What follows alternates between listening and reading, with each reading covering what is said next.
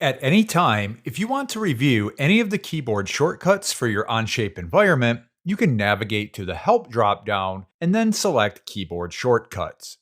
This will present a dialog with a list of all the keyboard shortcuts that have been assigned, separated into functional areas of the software. For example, if you wanted to see all of the view shortcuts, simply select the 3D View tab. If you want to change any of these keyboard shortcuts, simply click on the Customize Keyboard Shortcuts link near the title of this dialog.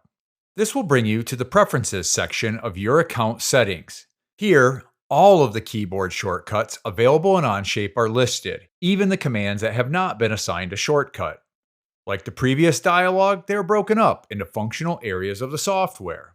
In this example, we would like to set the keyboard shortcut for diametric view.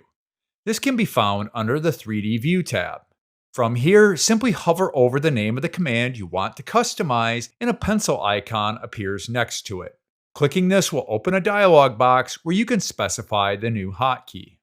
In this case, we're going to use Shift 7.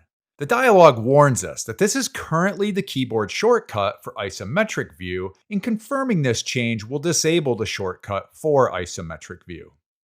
Upon confirming this change, notice that isometric view is now crossed out, signifying that its keyboard shortcut has been disabled.